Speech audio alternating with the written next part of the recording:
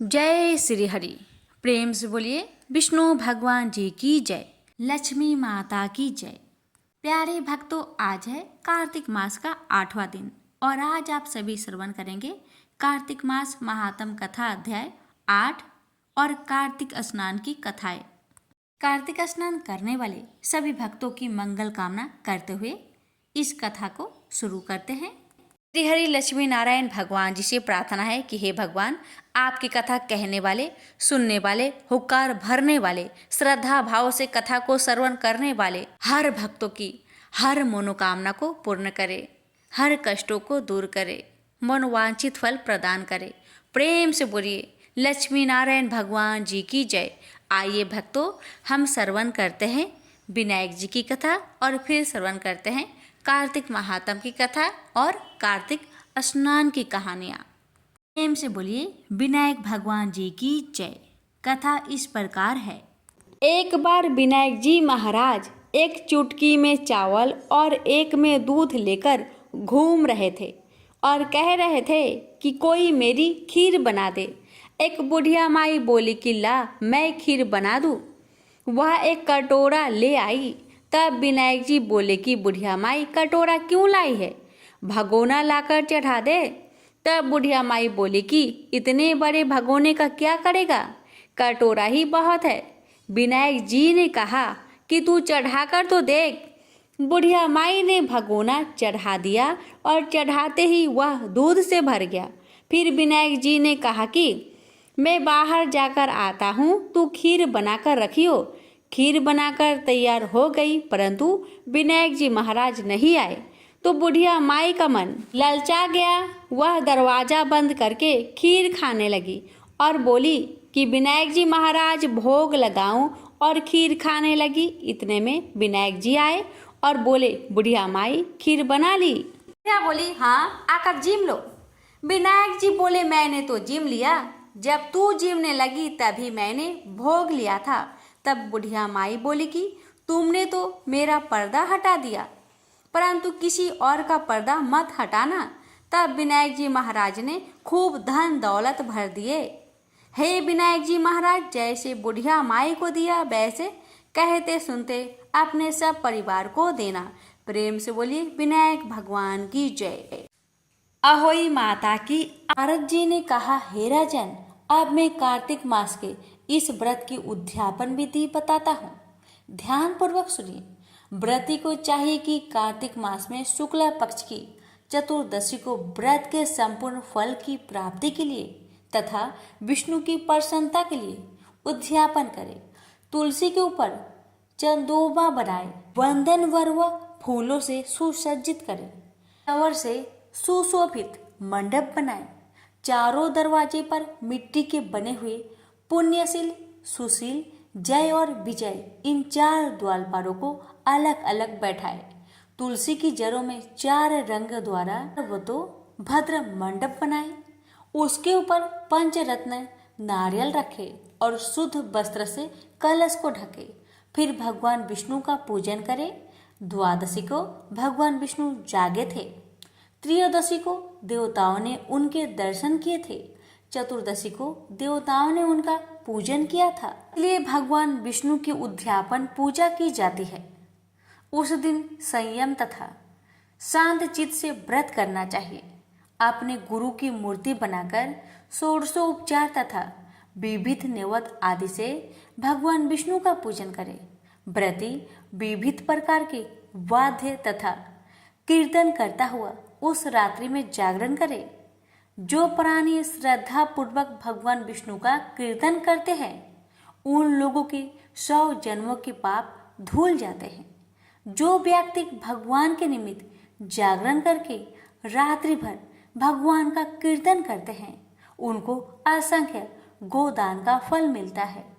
जो लोग भगवान की मूर्ति के सामने नित्य गान करते हैं, उनके अनेक जन्मों के एकत्रित पाप नष्ट हो जाते हैं। जो भगवान के सम्मुख बैठकर कीर्तन करता है और बंसी आदि बजाकर भागवत भक्तों को प्रसन्न करता है और भक्ति से रात्रि भर जागरण करता है, उसे करोड़ों तीर्थ करने का फल मिलता है। पूर्णमासी को पत्नी सहित वेद पाठी ब्राह्मण को या केवल एक ही श्रेष्ठ ब्राह्मण को उसकी पत्नी सहित बुलाए और उन्हें खीर आदि का मधुर भोजन कराए और यथाशक्ति दक्षिणा दे, क्योंकि पूर्णमासी को ही भगवान ने अपने भक्तों को वरदान दिया था और मत्स्य रूप धारण किया था। अतएव उस दिन जो दान, हवन, जप आदि भगवान विष्णु के निमित्त किया जाता है वह अक्षय फल का देने वाला होता है। इसलिए व्रती 3 या 1 ब्राह्मण को सब पत्नी सामर्थ्य अनुसार भोजन कराए। उन ब्राह्मणों को अपनी सामर्थ्य के अनुसार दक्षिणा देकर प्रणाम करें। बाद में भगवान विष्णु की पूजा करके अन्य देवताओं तथा तुलसी व कपिला गाय का पूजन करें। व्रत की कथा सुनने वाले गुरु व उपरोक्त ब्राह्मणों को वस्त्राभूषण आदि से पूजन करके उनसे इस प्रकार क्षमा प्रार्थना करें। आप सब लोगों की अनुकंपा से मुझ पर भगवान सदा प्रसन्न रहे। इस व्रत को करने से मेरे 7 जन्मों के किए हुए पाप नष्ट हो जाए और मेरी संतान चिरंजीवी हो। इस पूजा के द्वारा मेरी सभी इच्छाएं पूर्ण हो। मेरी मृत्यु होने के बाद मुझे अतिशय दुर्लभ विष्णुलोक मिले। पूजा की सारी वस्तुएं के साथ गाय भी गुरु को दान में दे। पश्चात घर वालों और मित्रों के साथ स्वयं भोजन करे। इस तरीके से जो प्राणी कार्तिक मास का व्रत और उद्यापन करता है वह पाप रहित होकर मनोवांछित कामनाओं को प्राप्त करता है। प्रेम से बोलिए लक्ष्मी नारायण की जय। कृष्ण भगवान और राधा स्वर्ग में विचरण करते हुए अचानक एक दूसरे के सामने आ गए। विचलित से कृष्ण और प्रसन्नचित सी राधा। कृष्ण सकपकाए, राधा मुस्कुराई। इससे पहले कृष्ण कुछ कहते राधा बोल उठी, कैसे हो द्वारिकाधीश। जो राधा उन्हें कान्हा कान्हा कह के बुलाती थी, उनके मुख से द्वारिकाधीश का संबोधन कृष्ण को भीतर तक घायल कर गया। फिर भी किसी तरह अपने आप को संभाल लिया और बोले राधा से, मैं तो तुम्हारे लिए आज भी कान्हा हूँ, तुम तो द्वारिकाधीश मत कहो। आओ बैठते हैं, कुछ मैं अपनी कहता हूँ, कुछ तुम अपनी कहो।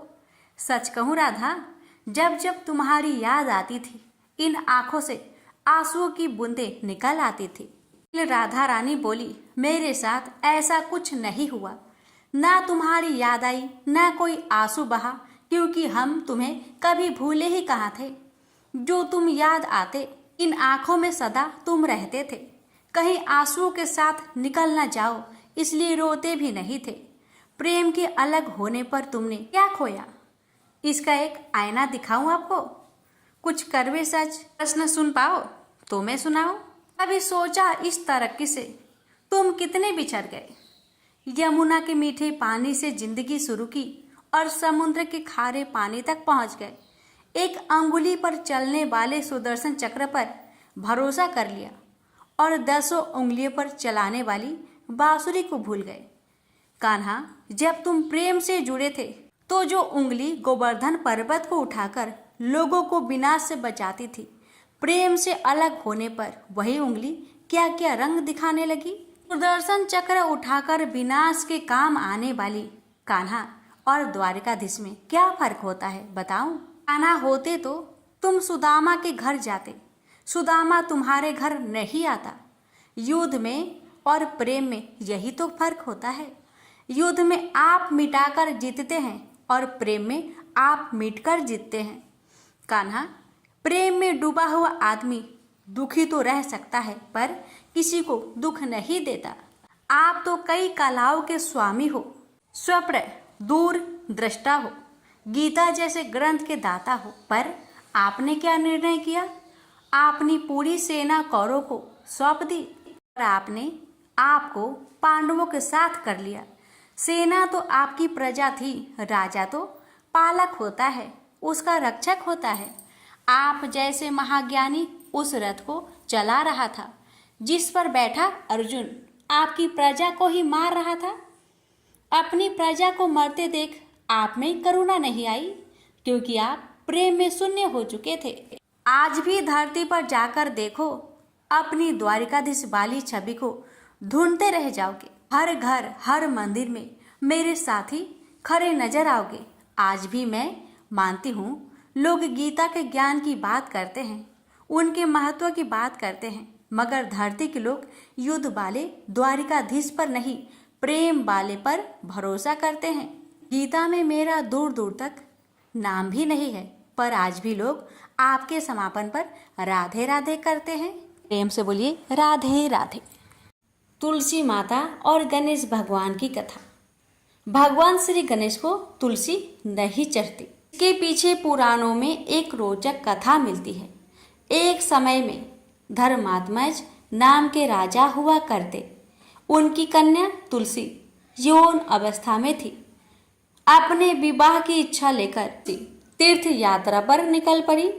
उन्होंने कई जगह की यात्रा की। एक स्थान पर उन्हें तरुणावस्था में भगवान श्री गणेश को तपस्या में लीन देखा। भगवान गणेश का रूप अत्यंत मोहक और आकर्षक था। तुलसी भगवान गणेश के इस रूप पर मोहित हो गई और अपने विवाह का प्रस्ताव उनके समक्ष रखने के लिए उनका ध्यान भंग कर दिया। भगवान गणेश ने स्वयं को ब्रह्मचारी बताते हुए तुलसी का विवाह प्रस्ताव ठुकरा दिया। तुलसी को भगवान गणेश के इस रूखे व्यवहार और अपना विवाह प्रस्ताव ठुकराए जाने से बहुत दुख हुआ और उन्होंने आवेश में आकर भगवान गणेश को 2 विवाह होने की श्राप दे दिया। इस पर श्री गणेश ने भी तुलसी को असुर से विवाह होने का श्राप दे डाला। बाद में तुलसी को अपनी भूल का एहसास हुआ और भगवान गणेश से क्षमा मांगी। ना तुम्हारा श्राप खाली जाएगा ना मेरा। मैं रिद्धि और सिद्धि का पति बनूंगा और तुम्हारा भी विवाह राक्षस जलांधर से अवश्य होगा। लेकिन अंत में तुम भगवान विष्णु और श्री कृष्ण की प्रिया बनोगी और कलयुग में भगवान विष्णु के साथ तुम्हें पौधे के रूप में पूजा जाएगा। लेकिन मेरी पूजा में तुलसी का प्रयोग नहीं किया जाएगा। प्रेम से बोलिए तुलसी माता की जय, गणेश भगवान की जय।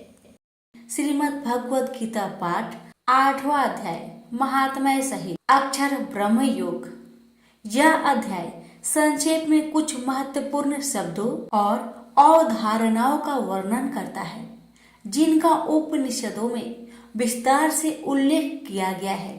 इसमें यह वर्णन भी किया गया है कि मृत्यु के पश्चात आत्मा के गंतव्यों का निर्धारण किस प्रकार से होता है। देह का त्याग करते समय यदि हम भगवान का स्मरण करते हैं तब हम निश्चित रूप से उसे पा लेंगे। इसलिए अपने दैनिक कार्य को संपन्न करने के साथ साथ हमें सदैव उसकी विशेषताओं, गुणों और दिव्य लीलाओं का चिंतन करना चाहिए। जब हम अनन्य भक्ति से अपने मन को भगवान में पूर्णतया तल्लीन कर लेते हैं तब हम भौतिक आयामों से परे आध्यात्मिक क्षेत्र में प्रवेश करते हैं। तत्पश्चात इस अध्याय में भौतिक क्षेत्र में स्थित कुछ लोगों की चर्चा की गई है।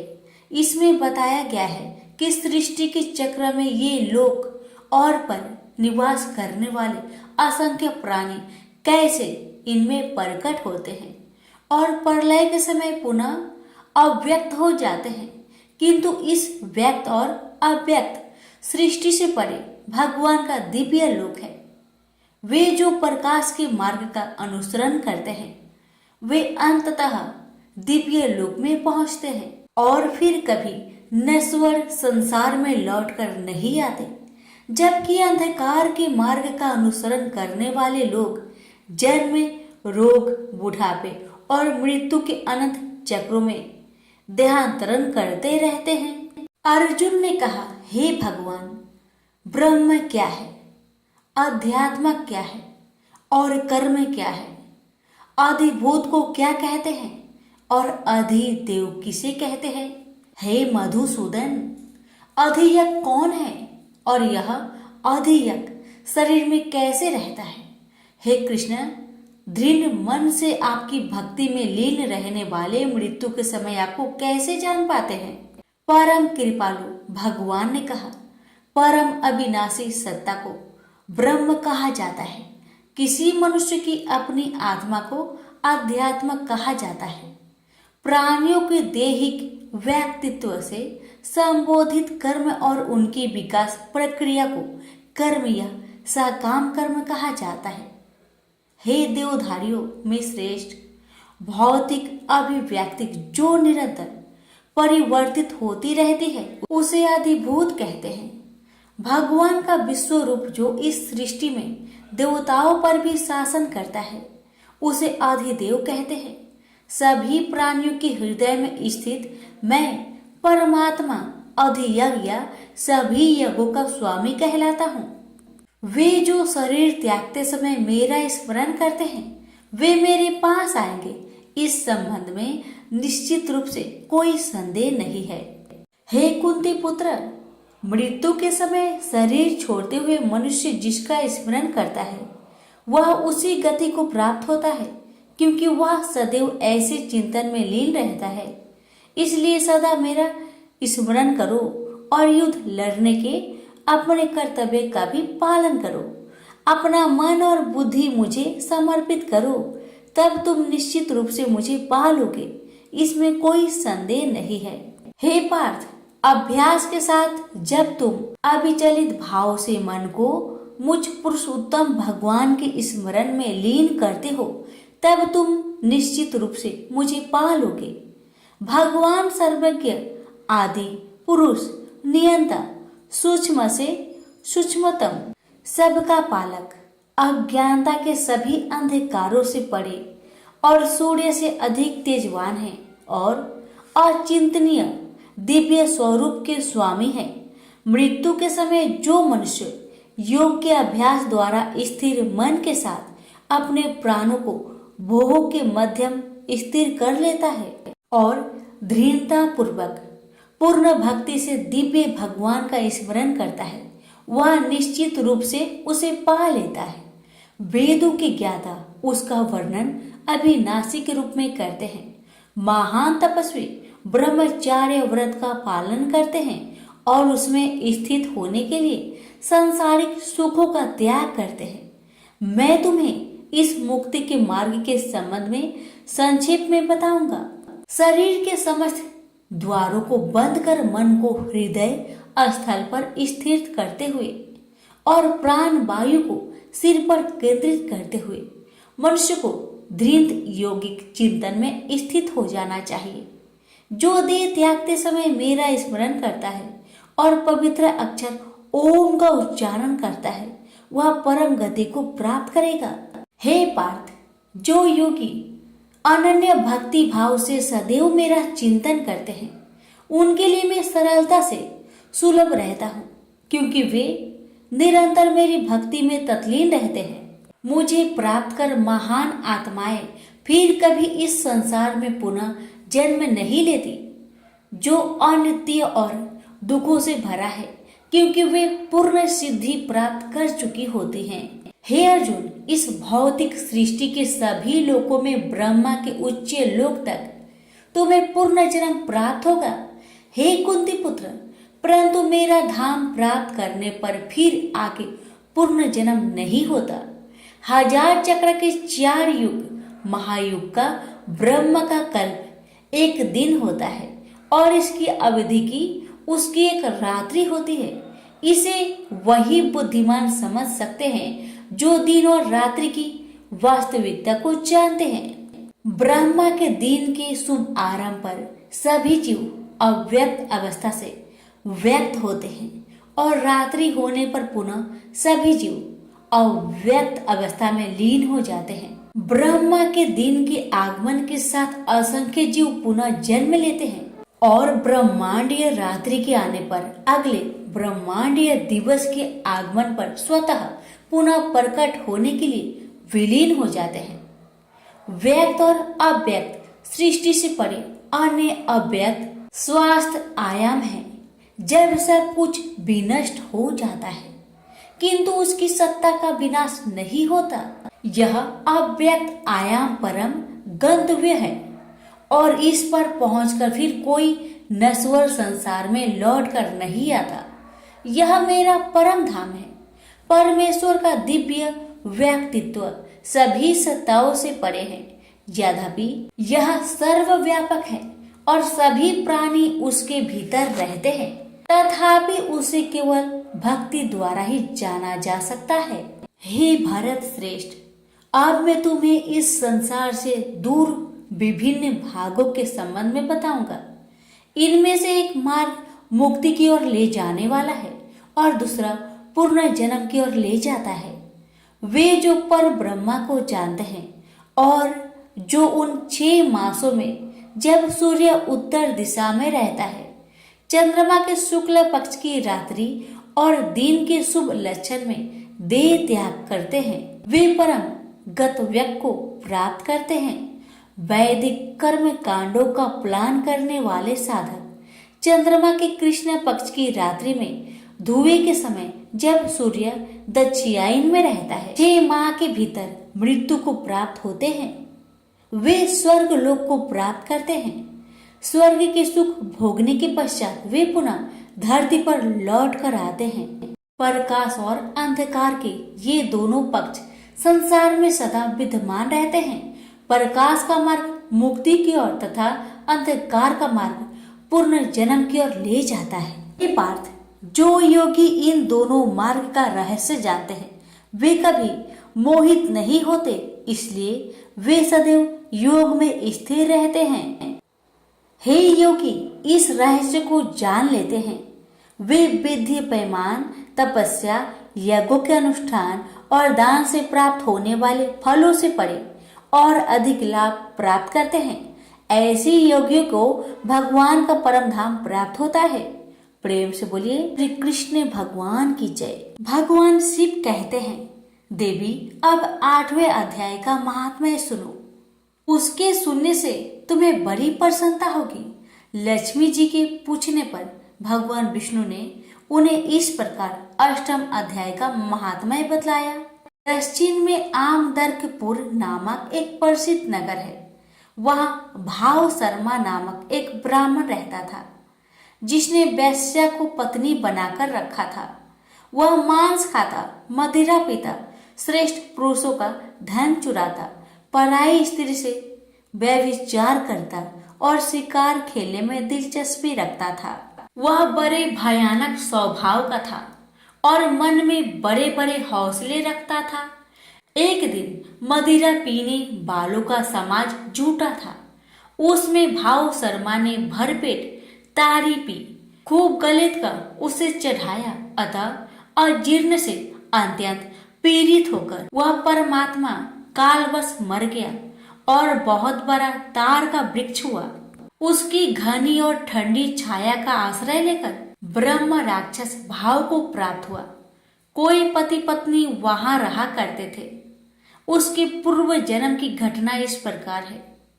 एक कुशीबल नामक ब्राह्मण था, जो वेदांग के तत्वों का ज्ञाता, संपूर्ण शास्त्रों के अर्थ का विशेषज्ञ और सदाचारी था।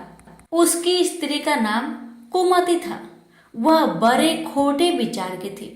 वह ब्राह्मण विद्वान होने पर भी अत्यंत लोभवश अपनी स्त्री के साथ प्रतिदिन भैंस, काल पुरुष और घोड़े आदि बड़े दानों को ग्रहण किया करता था, परंतु दूसरे ब्राह्मणों को दान में मिली हुई कौड़ी भी नहीं देता था। वे ही दोनों पति पत्नी कालवश मृत्यु को प्राप्त होकर ब्रह्म राक्षस हुए। वे भूख और प्यास से पीड़ित हो इस पृथ्वी पर घूमते हुए उसी तार वृक्ष के पास आए और उसके मूल भाग में विश्राम करने लगे। इसके बाद पत्नी ने पति से पूछा, हे नाथ, हम लोगों का यह महान दुख कैसे दूर होगा तथा इस ब्रह्म राक्षस योनि से किस प्रकार हम दोनों की मुक्ति होगी? तब उस ब्राह्मण ने कहा, ब्रह्म विद्या के उपदेश, आध्यात्मिक तत्व के विचार और कर्म विधि के ज्ञान बिना किस प्रकार संकट से छुटकारा मिल सकता है? यह सुनकर पत्नी ने पूछा कि तद ब्रह्मा की मध्यात्मा की कर्म पुरुषोत्तम वह ब्रह्म क्या है, आध्यात्म क्या है और कर्म कौन सा है? उसकी पत्नी के इतना कहते ही जो आश्चर्य घटना घटित हुई उसको सुनो। उपयुक्त वाक्य गीता के 8वें अध्याय का श्लोक था। उसके श्रवण से वह वृक्ष उस समय तार के रूप को त्याग कर भाव शर्मा नामक ब्राह्मण हो गया। तत्काल ज्ञान होने से विशुद्ध चित होकर वह पाप के चोले से मुक्त हो गया तथा उस आधे श्लोक के ही महात्म्य से वे पति पत्नी भी मुक्त हो गए। उनके मुख से देवाथी 8वें अध्याय का आधा श्लोक निकल पड़ा था। तदंतर आकाश से एक दिव्य विमान आया और वे दोनों पति पत्नी उस विमान पर आरूढ़ होकर स्वर्ग लोक को चले गए। वहां का यह सारा वृत्तांत अत्यंत आश्चर्यजनक था। उसके बाद उस बुद्धिमान ब्राह्मण भाव शर्मा ने आदर पूर्वक उस आधे श्लोक को लिखा और देव जनार्दन की आराधना करने की इच्छा से वह मुक्तिदायिनी काशीपुरी में चला गया।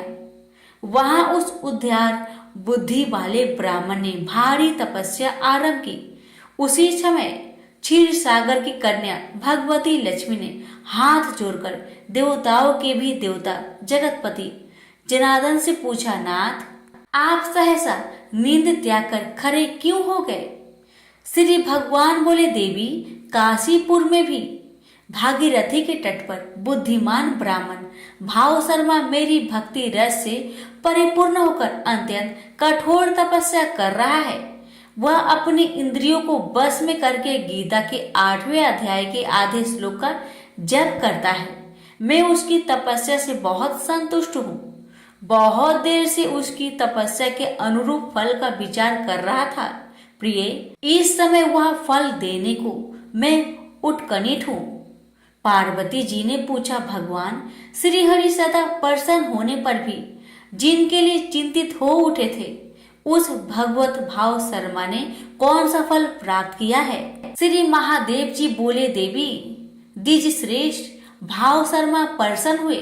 भगवान विष्णु के पार्षद को पाकर अत्यधिक सुख को प्राप्त हुआ तथा उसके अन्य वंशज भी जो नरक यातना में पड़े थे, उसी के शुद्ध कर्म से भागवत धाम को प्राप्त हुई। पार्वती, यह 8वें अध्याय का महात्म्य थोड़े में ही तुम्हें बताया है। इस पर सदा विचार करते रहना चाहिए। प्रेम से बोलिए उमापति शंकर भगवान की जय, लक्ष्मी नारायण की जय। श्रवण करते हैं गुरुवार व्रत कथा। प्राचीन काल की बात है। किसी राज्य में एक बड़ा प्रतापी और दानी राजा राज्य करता था। वह हर गुरुवार को व्रत रखकर दीन दुखियों की मदद करके पुण्य प्राप्त करता था। परंतु ये बात उसकी रानी को अच्छी नहीं लगती थी। वह न तो व्रत करती थी और न ही दान पुण्य में विश्वास रखती थी। इतना ही नहीं, वह राजा को भी ऐसा करने से मना करती थी। एक समय की बात है। राजा शिकार खेलने के लिए वन में गए। घर पर रानी और दासी थी। उसी समय गुरु बृहस्पति देव साधु का रूप धारण कर राजा के दरवाजे पर भिक्षा मांगने आए। साधु ने जब रानी से भिक्षा मांगी तो वह कहने लगी, हे साधु महाराज, मैं इस दान और पुण्य से तंग आ गई हूँ। आप कोई ऐसा उपाय बताए जिससे कि सारा धन नष्ट हो जाए और मैं आराम से रह सकूं। इतना सुनकर बृहस्पति देव ने कहा, हे देवी, तुम बड़ी विचित्र हो। संतान और धन से कोई दुखी होता है। अगर अधिक धन है तो उसे शुभ कार्यों में लगाओ, कुंवारी कन्याओं का विवाह कराओ, विद्यालय और बाग बगीचे का निर्माण कराओ, जिससे तुम्हारे दोनों लोग सुधरे। परंतु साधु की इन बातों से रानी को खुशी नहीं हुई।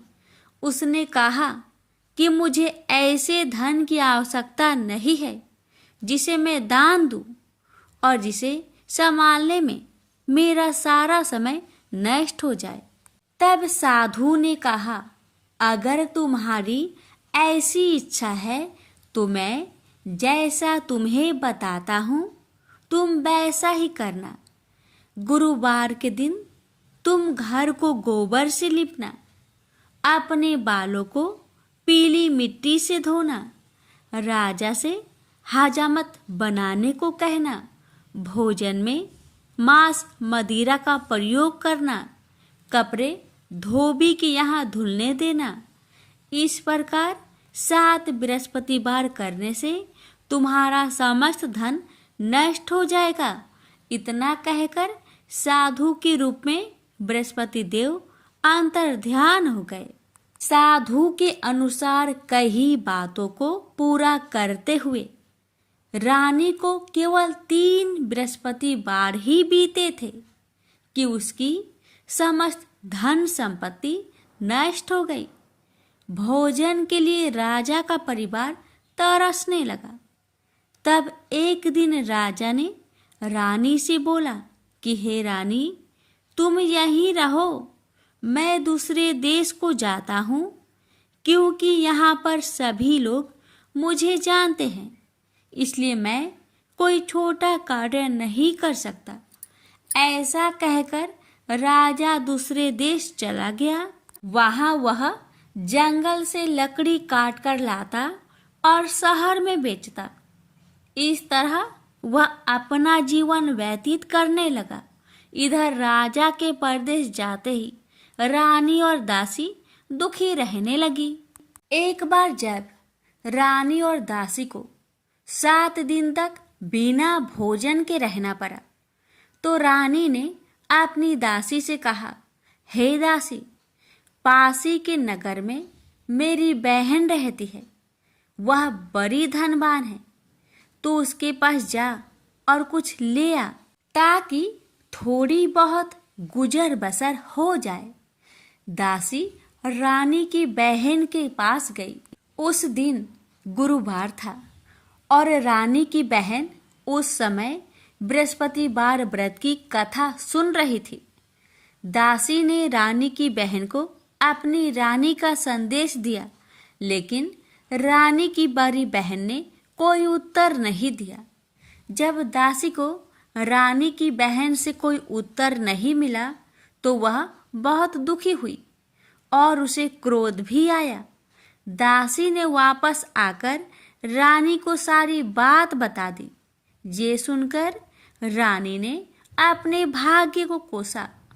उधर रानी की बहन ने सोचा कि मेरी बहन की दासी आई थी, परंतु मैं उससे नहीं बोली, इससे वह बहुत दुखी हुई होगी। कथा सुनकर और पूजा समाप्त करके वह अपनी बहन के घर आई और कहने लगी, हे बहन, मैं बृहस्पतिवार का व्रत कर रही थी, तुम्हारी दासी मेरे घर आई थी, परंतु जब तक कथा होती है तब तक ना तो उठते हैं और ना ही बोलते हैं, इसलिए मैं नहीं बोली। बताओ दासी, क्यों आई थी? रानी बोली, बहन, तुमसे क्या छिपाऊं, हमारे घर में खाने तक को अनाज नहीं था। ऐसा कहते कहते रानी की आंखें भर आई। उसने दासी समेत पिछले 7 दिनों से भूखे रहने तक की बात अपनी बहन को विस्तार पूर्वक सुना दी। रानी की बहन बोली, देखो बहन, भगवान बृहस्पति देव सबकी मनोकामना को पूर्ण करते हैं। देखो, शायद तुम्हारे घर में अनाज रखा हो। पहले तो रानी को विश्वास नहीं हुआ, पर बहन के आग्रह करने पर उसने अपनी दासी को अंदर भेजा, तो उसे सचमुच अनाज से भरा एक घड़ा मिल गया। यह देखकर दासी को बड़ी हैरानी हुई। दासी रानी से कहने लगी, हे रानी, जब हमको भोजन नहीं मिलता तो हम व्रत ही तो करते हैं, इसलिए क्यों ना इनसे व्रत और कथा की विधि पूछ ली जाए, ताकि हम भी व्रत कर सके। तब रानी ने अपनी बहन से बृहस्पतिवार व्रत के बारे में पूछा।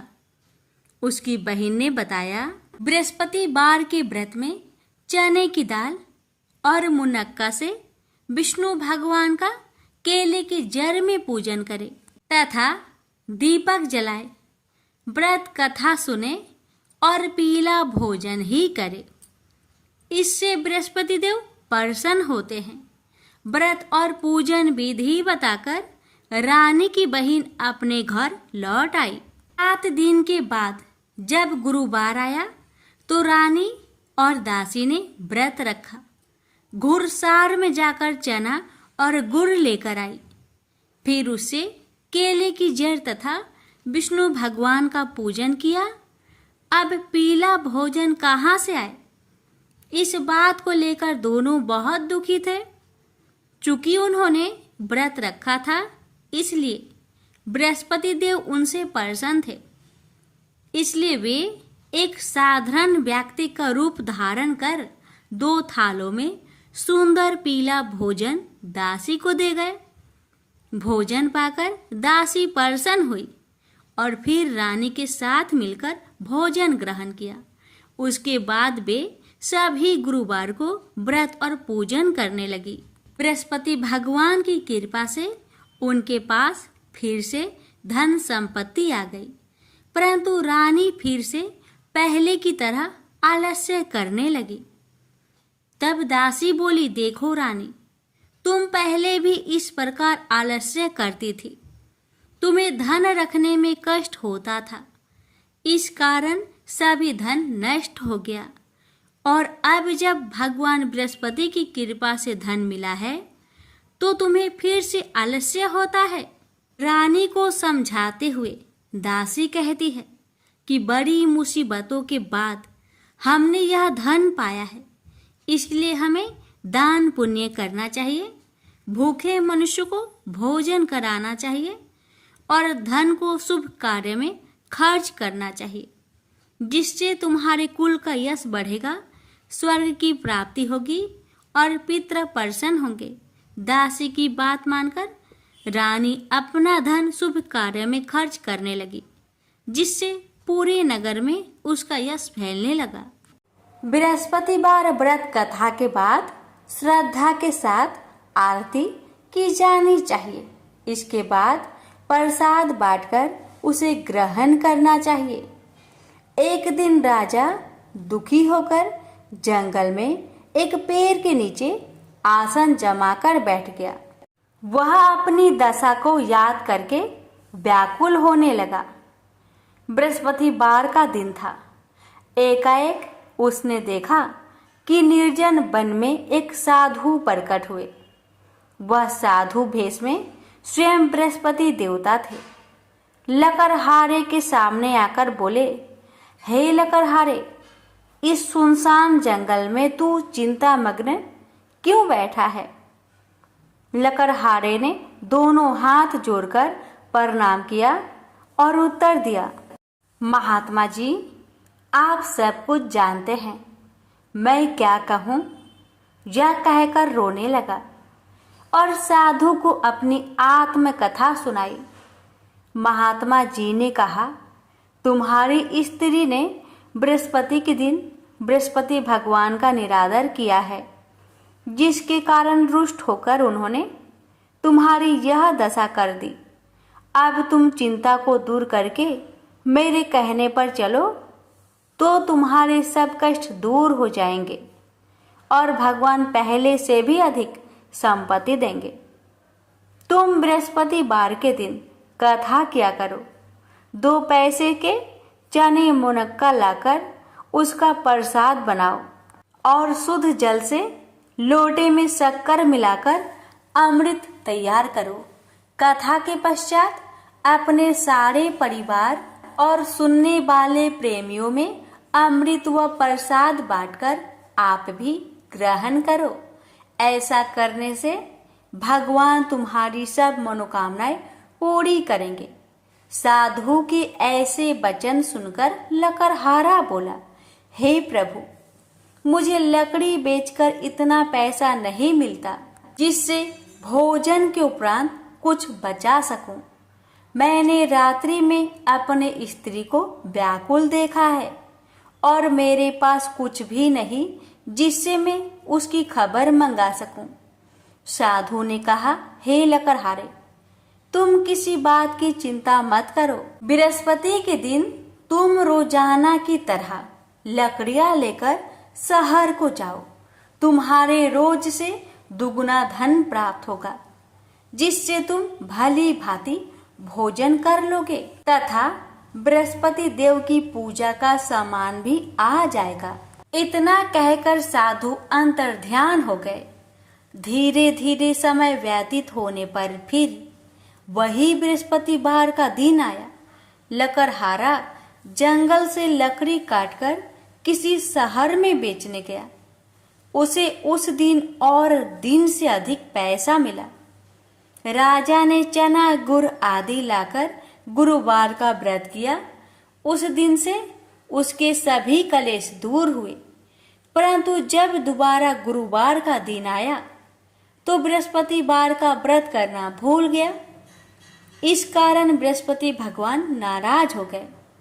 उस दिन उस नगर के राजा ने विशाल यज्ञ का आयोजन किया तथा शहर में यह घोषणा करा दी कि कोई भी मनुष्य अपने घर में भोजन न बनावे, न आग जलावे। समस्त जनता मेरे यहाँ भोजन करने आवे।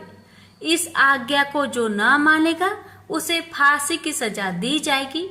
इस तरह की घोषणा संपूर्ण नगर में करवा दी गई।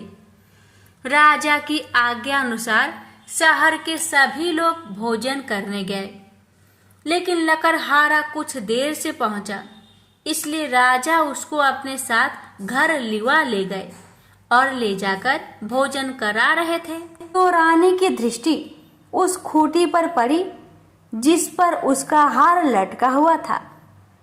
वह वहां पर दिखाई नहीं दिया। रानी ने निश्चय किया कि मेरा हार इस मनुष्य ने चुरा लिया है।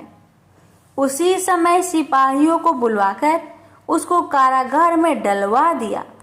जब लकड़हारा कारागार में पड़ गया और बहुत दुखी होकर विचार करने लगा कि ना जाने कौन से पूर्व जन्म के कर्म से मुझे यह दुख प्राप्त हुआ है, और उसी साधु को याद करने लगा जो कि जंगल में मिला था।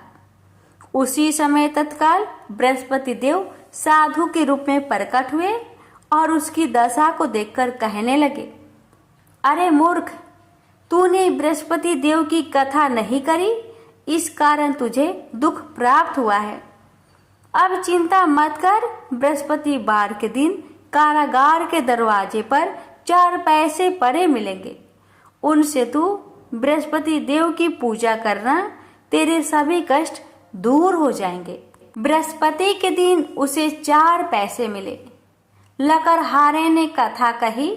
उसे रात्रि को बृहस्पति देव ने उस नगर के राजा को सपने में कहा, हे राजा, तुमने जिस आदमी को कारागार में बंद किया है वह निर्दोष है, वह राजा है, उसे छोड़ देना। रानी का हार उसी खूंटी पर लटका है। अगर तू ऐसा नहीं करेगा तो मैं तेरे राज्य को नष्ट कर दूंगा। इस तरह रात्रि के सपनों को देखकर राजा प्रातः काल उठा और खूंटी पर हार देखकर लकड़हारे को बुलाकर क्षमा मांगी तथा लकड़हारे को योग सुंदर वस्त्र आभूषण देकर विदा कर दिया। बृहस्पति देव की आज्ञा अनुसार लकड़हारा अपने नगर को चल दिया। राजा जब अपने नगर के निकट पहुंचा तो उसे बड़ा आश्चर्य हुआ। नगर में पहले से अधिक बाग, तालाब, कुएं तथा बहुत सी धर्मशाला, मंदिर आदि बन गई है। राजा ने पूछा, यह किसका बाग और धर्मशाला है? तब नगर के सब लोग कहने लगे, यह सब रानी और बांदी की है। तो राजा को आश्चर्य हुआ और गुस्सा भी आया। जब रानी ने यह खबर सुनी कि राजा आ रहे हैं तो उन्होंने बांदी से कहा कि हे दासी, देख, राजा हमको कितनी बुरी हालत में छोड़ गए थे। हमारी ऐसी हालत देखकर वह लौट न जाए, इसलिए तू दरवाजे पर खड़ी हो जा। आज्ञा अनुसार दासी दरवाजे पर खड़ी हो गई। राजा आए तो उन्हें अपने साथ लिवा लाई। तब राजा ने क्रोध करके अपनी रानी से पूछा कि यह धन तुम्हें कैसे प्राप्त हुआ। तब उन्होंने कहा, हमें यह सब धन बृहस्पति देव के इस व्रत के प्रभाव से प्राप्त हुआ है। राजा ने निश्चय किया कि 7 रोज बाद तो सभी बृहस्पति देव का पूजन करते हैं, परंतु मैं प्रतिदिन दिन में 3 बार कहानी तथा रोज व्रत किया करूंगा। अब हर समय राजा ने दुपट्टे में चने की दाल बांधी रहती तथा दिन में 3 बार कहानी कहता। एक रोज राजा ने विचार किया कि चलो अपनी बहन के यहाँ हो आवे। इस तरह निश्चय कर राजा घोड़े पर सवार हो अपनी बहन के यहाँ को चलने लगा। मार्ग में उसने देखा कि कुछ आदमी एक मुर्दे को लिए जा रहे हैं। उन्हें रोककर राजा कहने लगा, अरे भाइयों, मेरी बृहस्पति देव की कथा सुन लो। वे बोले, लो, हमारा तो आदमी मर गया है, इसको अपनी कथा की परी है। परंतु कुछ आदमी बोले, अच्छा कहो, हम तुम्हारी कथा भी सुनेंगे। राजा ने दाल निकाली और जब कथा आधी हुई थी कि मुर्दा हिलने लग गया, और जब कथा समाप्त हो गई तो राम राम करके मनुष्य उठकर खड़ा हो गया। आगे मार्ग में उसे किसान खेत में हल चलाता मिला। राजा ने उसे देख और उससे बोले, अरे भैया, तुम मेरी बृहस्पतिवार की कथा सुन लो। किसान बोला, जब तक मैं तेरी कथा सुनूंगा तब तक 4 हरैया जोत लूंगा। जा अपनी कथा किसी और को सुनाना। इस तरह राजा आगे चलने लगा। राजा के हंसते ही बैल पछाड़ खाकर गिर गए तथा किसान के पेट में बड़ी जोर का दर्द होने लगा। उस समय उसकी माँ रोटी लेकर आई। उसने जब यह देखा तो अपने पुत्र से सब हाल पूछा और बेटे ने भी सभी हाल कह दिया। तो बुढ़िया दौड़ी दौड़ी उस घोड़ सवार के पास गई और उससे बोली कि मैं तेरी कथा सुनूंगी, तू अपनी कथा मेरे खेत पर चलकर ही कहना। राजा ने बुढ़िया के खेत पर जाकर कथा कही। इसके सुनते ही वह बैल उठ खड़ा हुई तथा किसान के पेट का दर्द भी बंद हो गया। राजा अपनी बहन के घर पहुंचा। बहन ने भाई की खूब मेहमानी की। दूसरे रोज प्रातःकाल राजा जागा तो वह देखने लगा कि सब लोग भोजन कर रहे हैं।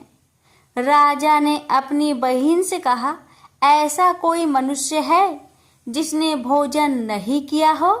मेरी बृहस्पतिवार की कथा सुन ले। बहन बोली, हे भैया, यह देश ऐसा ही है कि पहले यहाँ लोग भोजन करते हैं, बाद में अन्य काम करते हैं। अगर कोई पड़ोस में हो तो देख आऊं।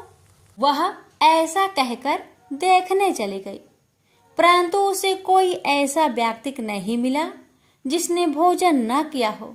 अतः वह एक कुम्हार के घर गई जिसका लड़का बीमार था। उसे मालूम हुआ कि उनके यहाँ 3 रोज से किसी ने भोजन नहीं किया है। रानी ने अपने भाई की कथा सुनने के लिए कुम्हार से कहा। वह तैयार हो गया। राजा ने जाकर बृहस्पतिवार की कथा कही, जिसको सुनकर उसका लड़का ठीक हो गया। अब तो राजा की प्रशंसा होने लगी। एक रोज राजा ने अपनी बहन से कहा कि हे बहन, हम अपने घर को जाएंगे, तुम भी तैयार हो जाओ। राजा की बहन ने अपनी सास से कहा। सास ने कहा, हाँ चली जा, परंतु अपने लड़कों को मत ले जाना, क्योंकि तेरे भाई के कोई औलाद नहीं है। बहन ने अपने भैया से कहा, हे भैया, मैं तो चलूंगी पर कोई बालक नहीं जाएगा। राजा बोला, जब कोई बालक नहीं चलेगा तब तुम ही क्या करोगी? बड़े दुखी मन से राजा अपने नगर को लौट आया। राजा ने अपनी रानी से कहा, हम निरवंशी है, हमारा मुंह देखने का धर्म नहीं है और कुछ भोजन आदि नहीं किया। रानी बोली, हे प्रभु, बृहस्पति देव ने हमें सब कुछ दिया है, वह हमें औलाद अवश्य देंगे। उसी रात को बृहस्पति देव ने राजा से सपने में कहा, हे राजा, उठ, सभी सोच त्याग दे, तेरी रानी गर्भ से है। राजा को यह बात सुनकर बड़ी खुशी हुई। 9वें महीने में उसके गर्भ से एक सुंदर पुत्र पैदा हुआ। तब राजा बोला, हे रानी, स्त्री बिना भोजन के रह सकती है, पर बिना कहे नहीं रह सकती। जब मेरी बहन आवे तुम उससे कुछ मत कहना। रानी ने सुनकर हाँ कर दिया। जब राजा की बहन ने यह शुभ समाचार सुना तो वह बहुत खुश हुई तथा बधाई लेकर अपने भाई के यहाँ आई। तभी रानी ने कहा, घोड़ा चढ़कर तो नहीं आई, गधा चढ़ी आई। राजा की बहन बोली, भाभी, मैं इस प्रकार न कहती तो तुम्हें औलाद कैसे मिलती? बृहस्पति देव ऐसे ही हैं, ऐसी जिसके मन में कामनाएं हैं सभी को पूर्ण करते हैं। जो सदा भावना पूर्वक बृहस्पतिवार का व्रत करता है एवं कथा पढ़ता अथवा सुनता है, दूसरों को सुनाता है, बृहस्पति देव उसकी सभी मनोकामना पूर्ण करते हैं। तो प्रेम से बोलिए, बृहस्पति भगवान की जय हो।